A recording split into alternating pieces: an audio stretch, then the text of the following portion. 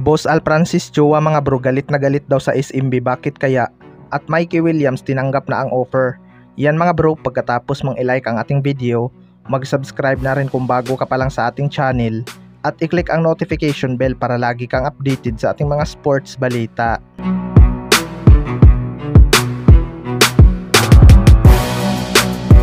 So lamang na nga sa series ang Meralco Bolts mga bro matapos nilang talunin ang SMB sa isang napaka-intense na ending.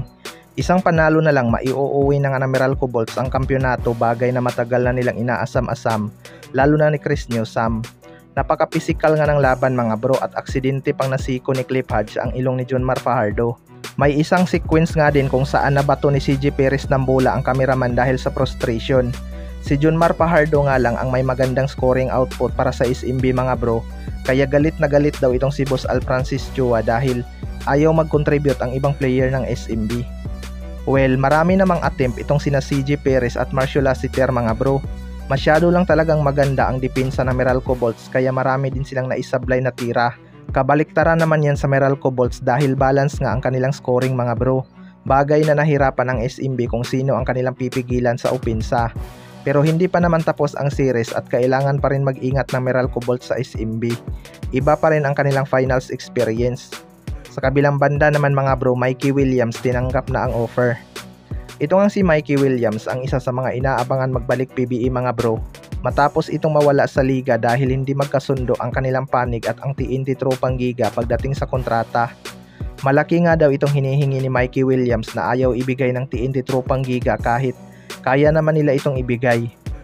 Well, para sa akin mga bro, isa talaga itong si Mikey Williams sa mga masasabi kong elite na scorer at kayang magbuhat ng isang patunay dyan ang kanyang dalawang kampyonato agad kahit bago pa lang ito sa liga. Top scorer din si Mikey Williams sa mga kampyonato na yon, kaya masasabi ko talaga na deserve niya naman siguro mag-demand ng ganong sahod, maliban na lang siguro kung wala namang nagagawang ambag sa team, diba? Pero si Mikey Williams pa rin ang naging dihado dito mga bro dahil nasa TNT nga ang kanyang rights. Pero may mga usap-usapan nga na inoferan daw ito ng Barangay Ginebra at tinanggap nga daw ni Mikey Williams ang kanilang offer. Matatandaan na magkaibigan nga sila ni Jimmy Malonzo mga bro, kaya hindi rin talaga malabo na gusto niyang makalipat ng team kahit siya pa ang best player doon sa kanyang mother team na TNT Tropang Giga. Sayang din talaga ang talent itong si Mikey Williams lalo na at hindi na pabata ang kanyang edad.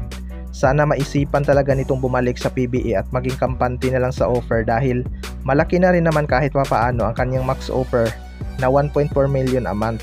Kayo mga bro, ano masasabi nyo tungkol dito?